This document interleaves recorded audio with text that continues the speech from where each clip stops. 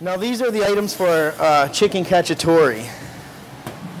What we have is 1 small white onion, 8 to 10 mushrooms. We have half of a red pepper and half of a green pepper sliced thin.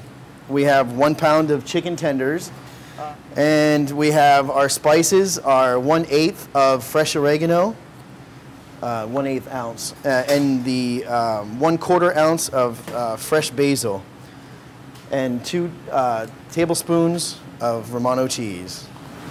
One other ingredients we need is for this cacciatore, we need the sweet vermouth, and we're going to end up using about a half cup. What you're going to do is, if you're at home or if you have gas or electric, basically we're going to coat the pan lightly with oil before we start the cacciatore, and you're going to go on medium high on either or. I personally, when I cook something, I like to make sure the oil is hot before I put anything in there.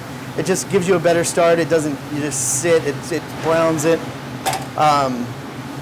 You're going to find that you don't want it too hot either. It's just it'll just burn.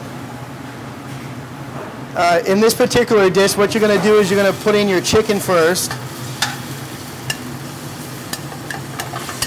Spread it out so it cooks evenly. Just lightly salt and pepper the chicken.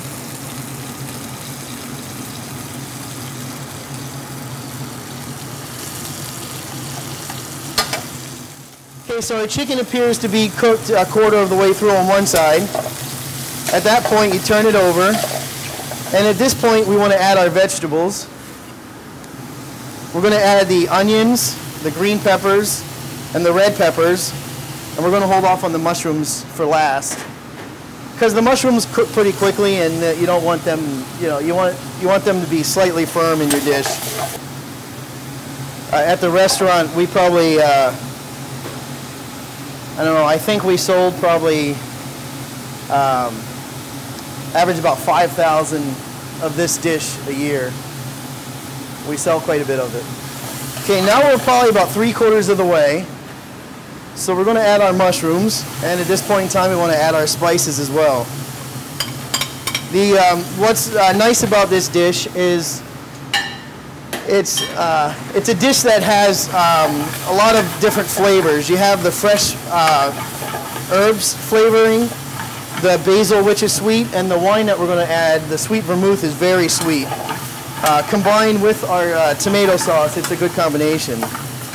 We have our sweet vermouth. We're going to add about 1/4 cup. So now we're basically deglazing all the ingredients that were on the bottom of the pan and mixing them back in with our dish. And it's starting to give the meat a little bit of a different tone, like a caramel color. And now we're going to go back and get the garlic bread. It should be ready by now. When you do the bread for the bruschetta, it's nice to have it slightly crispy. Sprinkle a little bit of grated Romano, and then we have bruschetta. Back to the cacciatore. We're looking good here. This is pretty much done. We're going to add 18 ounces of tomato sauce. Now we're going to add the rest of the sweet vermouth, which is 1/4 cup. We're going to add 1 tablespoon of the Romano cheese to give that a little bit of extra flavor. We have our pound of pasta that I pre-cooked earlier just to make it quicker. And anyone can do this at home too. If in the morning, if they have time, you can pre-cook a little bit of pasta, put it in the refrigerator, resubmerge it in hot water, boiling water for about a minute, and you have yourself fresh, ready-to-go pasta. Okay, we have our pasta. It's drained. Want to make sure it drains well, because we don't need to add any more liquid to our dish. We'll divide that up evenly, and our cacciatore is finished. Then you place it on the place the cacciatore on the pasta.